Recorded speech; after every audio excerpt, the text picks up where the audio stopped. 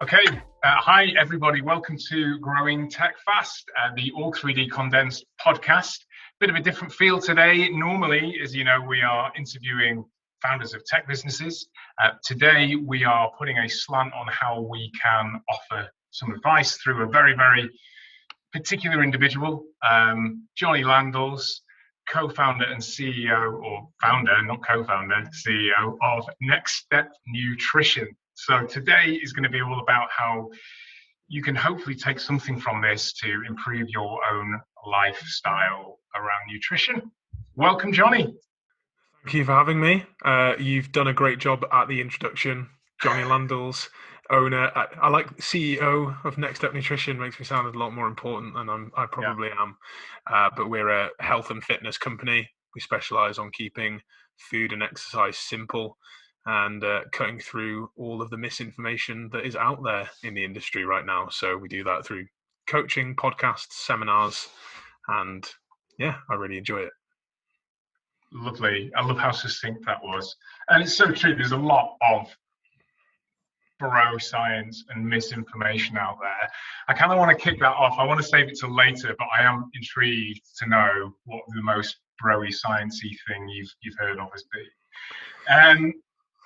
Just give us a bit of a flavour, Jonny, how you got into the world of nutrition and exercise and how that became your life, your career. I was active all the way through school with sport and everything, but I was always a bit overweight. I was always a bit tubby. My parents both struggled with their attitudes, relationships with food, and were kind of always on and off diets, and that definitely transcended into me. And so although I was always active fitness wise, I didn't ever feel comfortable in my own skin and had that background of sort of bad dieting history through my parents as well, and that led into my own poor decisions with food and relationship with food, which I totally own as well. So when I got into CrossFit in 2010, 2011, I took to it like a duck to water because I was very sporty, but I was always like the biggest guy in the room. Like I was always quite big, always a little bit tubby, and never really understood why. And throughout my 20s, I tried tons of different diets and plans and did a lot of reading to no avail until I decided to get a certification myself in nutrition. And when it started to make sense and I started to cut through that misinformation, it gave me a real passion to help other people do the same thing, just because there is so much nonsense out there. Yeah, for sure. And I'm going to commend you as well for waiting a whole 3 minutes before you used the C-bomb of CrossFit. So that's quite impressive. That's a long time for a CrossFitter to not say CrossFit. Well, especially as someone who isn't a CrossFitter anymore for various reasons. So yeah, right. But that is the origin. That is the origin story. So right. So I'm going to start with a really big question. When you think about nutrition and getting it right, which is very, very broad, but what matters most? What matters most when getting nutrition right? That is a broad question because the answer to a lot of questions in health and fitness is it depends. Yes. And it depends on your goal. Because if your goal was to drop some body fat, the most important thing you would need to focus on would be your overall energy intake. And there's a lot of arguments against this of whole calories in, calories out, and all of that nonsense. But unless you adjust your calorie intake, you won't lose body fat. So if that is your main goal, that is the main thing to focus on. But it has a direct correlation to the quality of the food that you eat. Because if you eat more high quality food, you're probably more likely to eat lower calorie and you'll find it easier to, as opposed to eating a lot of junk food and other high calorie items. If your goal was to improve your health, then the most important thing would be to have a diverse diet, a diverse range of foods, and to eat plenty of foods with a lot of nutrients in them, which would be your fruits and vegetables, your higher fiber carbohydrates, a variety of fat sources, and lean proteins. So my best bet is to find the best balance between the quality of your food, the quantity of your food, and the quality of your life, because nobody wants to be boring. and there aren't any foods out there that are directly bad for your health. It all comes down to the quantity of the foods you eat in relation to Yes. each other. Yeah, sure.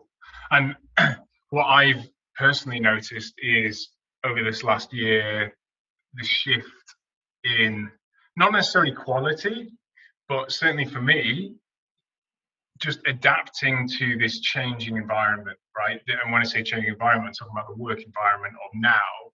Your routine's kind of gone out the window.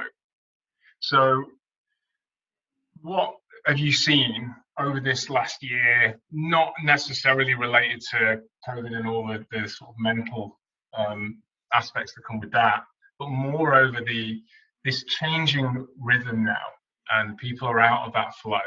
What have you seen has been the biggest impact negatively on people's way of eating? Well, I don't think you can overrule that mental health aspect of it, because your mental health and your routine are so intertwined with your physical health and the way that you will act around food and fitness. And I found that the biggest thing people found was that there was a bigger attitude towards, like, does it really matter? And I can't be bothered to work out, because everyone had this almost Groundhog Day syndrome where every day was the same. And you're right, there was that lack of routine. There wasn't the commute to work and the work day and the seeing of all these people and coming back and having that separation from work and home. It was a really weird combination of everything, which meant that people had almost fatigue despite doing less. And that led into, I don't want to work out because it's outside and it's chucking it down with rain, or it's in my living room again with such limited equipment, and I don't have this escape from the kitchen cupboards and the fridge, which are right there.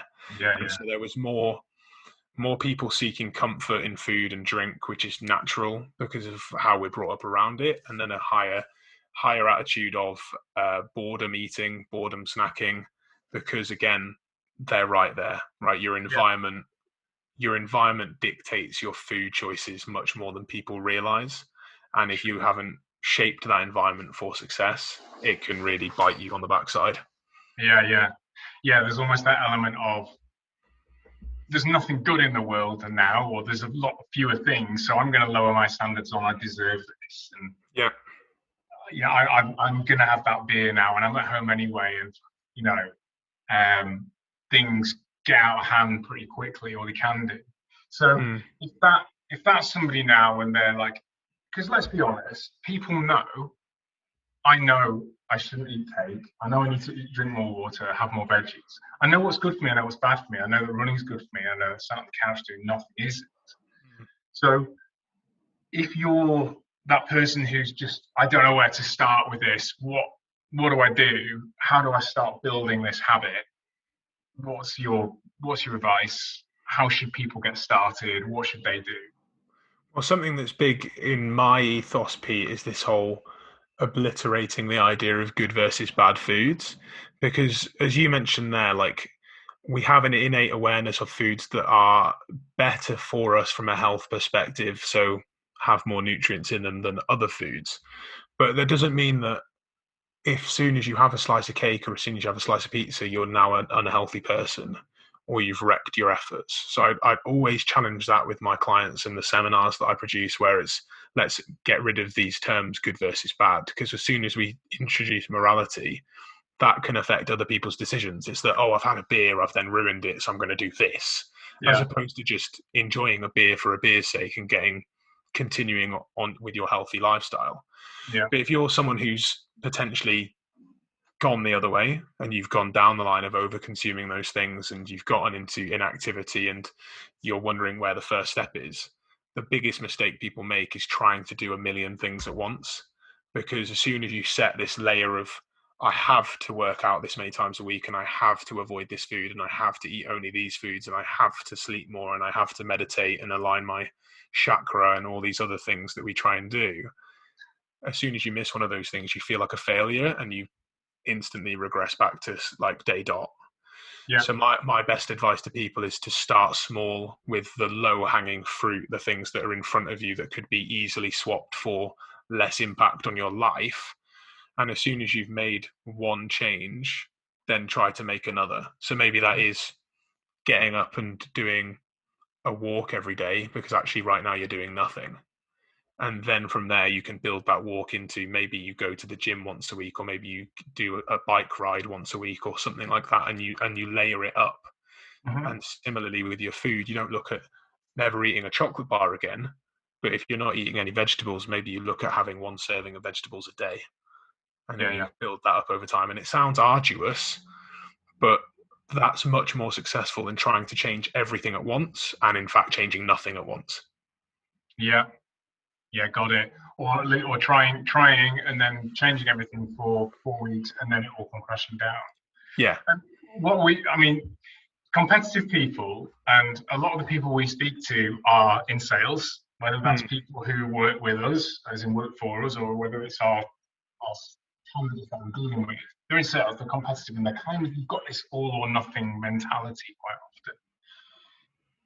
And as you say, you break your habits, you break your good habits with a bad, whether it's a beer, some chocolate, whatever, and you hit that switch, and it's just, right, well, the whole day's written off, the whole week's written off, the whole month's written off.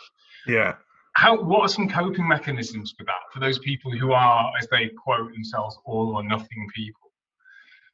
I think I think a mantra you could remind yourself of, Pete, is saying, rather than all or nothing, why not think always something? Because when we strive for all or nothing, most of the time we get nothing. And working with people who are driven and who are in sales and other very KPI-based professions, you've got to think to yourself, what are the elements that are inside your control? Usually the actions you take. So I know people are driven by the amount of sales they make, but the amount of sales you make is usually driven by the amount of phone calls you make and the amount of effort you put in. And you can have a direct correlation between outcomes and actions. You got to remember, the only thing in your control is an action. And if you have, as I said, if you have a beer or a slice of cake, that doesn't mean the other actions in your day are worthless. Just like if you had a day where you took all your sales calls, but you didn't land anything, you still did the actions that were necessary. And maybe you missed a phone call here and there, but you still had 80 to 90% of your sales calls made that day. And you just view it the same way with your food. If you're making positive actions more regularly, then you're taking control of the actions you can, and having a beer every now and then isn't going to derail you. And that's why I like to teach people about calorie input and calorie intake, because in the grand scheme of things, if you are taking control of that and you're eating mostly healthy foods, a beer every now and then, a slice of cake every now and then, you're going to be great. And we call it the 80-20 rule, whereas like 80% of nutrient-dense foods, 20% of the other stuff. You don't need to get that exact every day, but it's just having that paradigm in your mind on a regular basis. Yeah. Okay. And I guess the other funny thing is 20% of the foods cause 80% of the damage. It's that Pareto as well. It's everywhere. It's everywhere.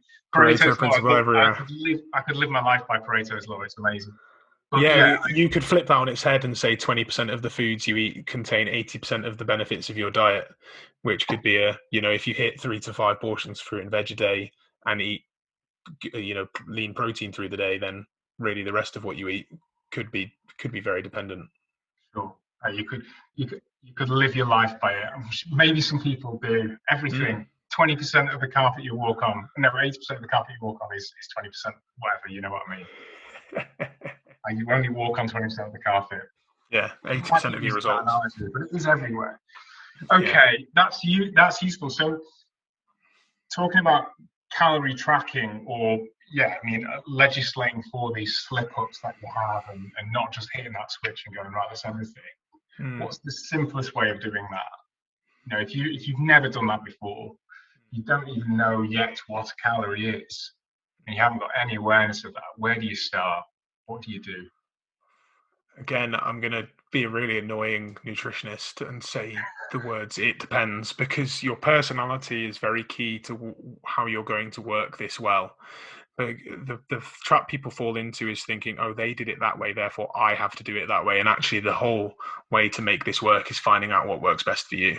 So if you're more data driven and numbers oriented, and you love noticing the ebbs and flows of data and how they affect you, then calorie tracking can be an absolutely epic thing for you. And it doesn't matter how busy you are, because your phone goes everywhere with you and you always have it on you when you eat. So taking the time to log some food is the same as you taking time to update your Facebook status or take a picture on Instagram. You have the time to do it. You've just not built the habit in doing it. Yeah. And Definitely take the picture of the food and then log it. Put it on and then log it. Don't track it. Exactly. Because you need to put it on Instagram, otherwise it doesn't count. Exactly. And it's just like your workouts.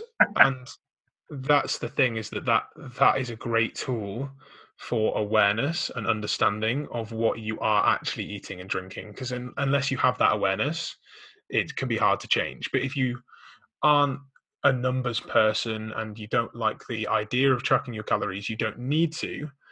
But having an awareness of your food and drink is very, very needed. So whether that is reading the labels before you eat it, whether it is just taking pictures of your food and then at the end of the day looking at the pictures of your food and drink and thinking, all right, okay, that's what I had that day, or whether it's writing it down in a book, having some kind of awareness of your eating habits is the only way to then change them, because until you're aware of them, you have no idea what you may or may not be doing wrong. And I worked with my brother, who is a senior director of Adidas, a sports company, as if I had to tell people what Adidas is. And he tracked his calories despite numerous travel, social events, and all those things, because he took to that approach and he really enjoyed it. So it's finding an approach that will work for you. Sure. So the theme here really is always, it depends. There is no one size fits all. There is no, if it worked for your mate, it's going to work for you. And that's the thing, is because there's so much conflicting, I want to say evidence, there's so many conflicting principles out there that will work for one and not the other. It's a minefield for somebody. It's a minefield for somebody who's got a bit of interest and a bit of knowledge about it, let alone for people who have no idea. So when it comes to the commonalities, because there will be there's some basic principles and things that will always just work, right? But when people come to you and they're approaching you with their problems, what's the one question you get asked more than any other by your customers, your clients? Probably it probably is that question of what should I eat and when, and people have that fascination of knowing exactly what they eat and when they should eat it to get results. And I don't blame them for that, because as you said, Pete, it is a minefield, and with that overload of information, you just rabbit in a headlights. I just need to be told what to do, because I've got too many of the decisions in my life. I don't have the time to kind of work this out. Yeah. And what you mentioned in that question was this idea of there are broad general principles, I guess, that people should follow. And that's what I bring people back to, is that the principle of weight loss and weight gain comes down to your overall energy intake in and out. And then your principle of health comes down to what the quality of your food you're eating overall. And I tell people that you only get confused because there are people who are taking single evidence papers and then skewing the results, or just saying the results of this one paper and saying that therefore that counts for everyone in the audience or the world. But those are the principles. And so if you can abide by those principles and make them work for you, now you're going to start looking into how this works for you. And that can be really difficult for people to get through. And I realize this is a long-winded answer, but what I then say to people is, look, what foods do you enjoy having? And we go through them. And I say, okay, what do you eat on a regular basis? We go through them. And then it's a case of, right, okay, you're doing these things really well. Like, you're eating protein here, you're eating fruits and veggies here. Let's look at upgrading that. Let's look at adding those things in, doing that more often. And so when you can highlight what people are doing well and do more of it, they're more inclined to continue doing better with their nutrition, as opposed to pinpointing on what they're doing badly or what they should do less of and focusing on there. Okay, good advice. So a question I have to ask you in your 5 years of doing this is, and I've seen a few, but I want to know what has been the fattiest crazy out there diet that you've seen or heard of that either has or hasn't worked for that individual. Wow. Okay. Fattiest, craziest diet would probably be the Pegan diet, which is the paleo vegan diet. Okay, sounds horrific. And actually, second to that would be the keto vegan is another one. Keto vegan. Yeah, and I think there's even there's keto vegan, vegan, and there'll definitely be others, but it's just anything that's got a name to it is usually bound by strict rules and regimes. And it's looking through those and understanding what are the principles behind why that diet may or may not work. Mm-hmm. And so paleo and vegan are both quite extreme diets, and I realize a lot of people eat vegan for animal welfare reasons and things, and I'm absolutely all for that. My only issue with veganism is when people do it for health benefits that may or may not be there. If you're eating more fruits and vegetables, you're definitely going to be a much healthier person. But if you're eating much more processed, vegan-friendly versions of foods, you've not actually made a positive change to your dietary pattern. But vegan works because people eat more fruits and vegetables. The paleo diet, for people who haven't heard of it, is an ancestral diet which cuts out all processed foods, including other foods which shouldn't really be cut out, but we'll avoid criticizing diets and just say the reason it works is because you cut out processed foods. So you're cutting out a huge portion of foods that have higher calories in them. People are cutting out their processed foods. It's why low carb works. It's why keto works. It's because you're cutting out foods that have calories in them, and then therefore people are dropping weight. And if the calories aren't cut, then the weight doesn't drop. It's why people do things like Slimming World and Weight Watchers and may not see results, because actually their calorie intake hasn't changed. Yeah, it's looking through the fads. But carnivore keto is like only animal products, and they have to be really high fat animal products. And the keto vegan was an interesting one, because you have to eat a very high fat diet but keep it vegan, keep it plant based, and it's like, I'm not sure really. They both sound delicious, I'll be honest. That's both right up my street. I'll happily do that all day long. But yeah, there's some crazy ones out there. I think it was you told me about the Twinkie diet, which will probably resonate a lot with our US audience. Yeah. Maybe half of them have done it. I don't know.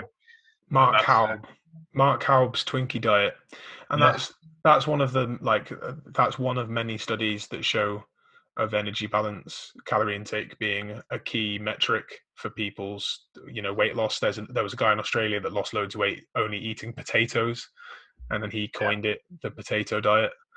Original, I like it, if nothing else. Yeah, but it flies in the face of people that say carbohydrates are the reason people can't lose weight, which it just isn't true. Of course. So, okay, carbs are good. Everybody knows carbs are good. You need carbs. Carbs are life. That's really, really good.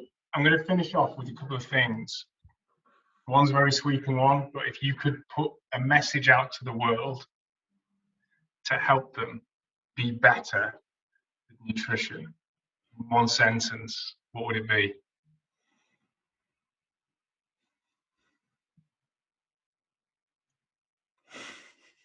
You really like putting me on the spot, don't you? Only because I know you like being in the spotlight, Johnny. That's the only reason. Yeah, thank you. Be better in one sentence with your nutrition. It would be take care of the big rocks first.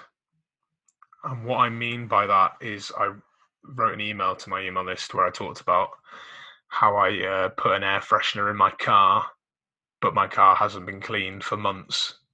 So it's not really going to do a lot, does it? But it makes me feel good. And people do that with their health and fitness, with their diets, where they look to like, oh, should I be doing like, should I eat this at this time, or should I take that supplement, or that? Oh, okay, so I shouldn't eat before 6 p.m., or oh, I can eat after 6 p.m., or I shouldn't eat breakfast, or whatever. But they're not actually taking care of the big rocks, which are how much food are you actually eating a day? What kind are you eating enough fruits and veggies? Are you sleeping well enough? Are you exercising on a regular basis? Because if you don't take care of those things, then other stuff is just smoke and mirrors.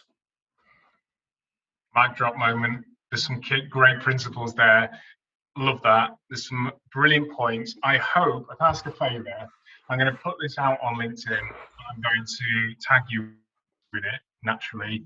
If people have got questions for you in the comments section, I know you're a busy, busy boy. If you get any time, if there are any questions, I would love it if you could respond to them. That would be amazing.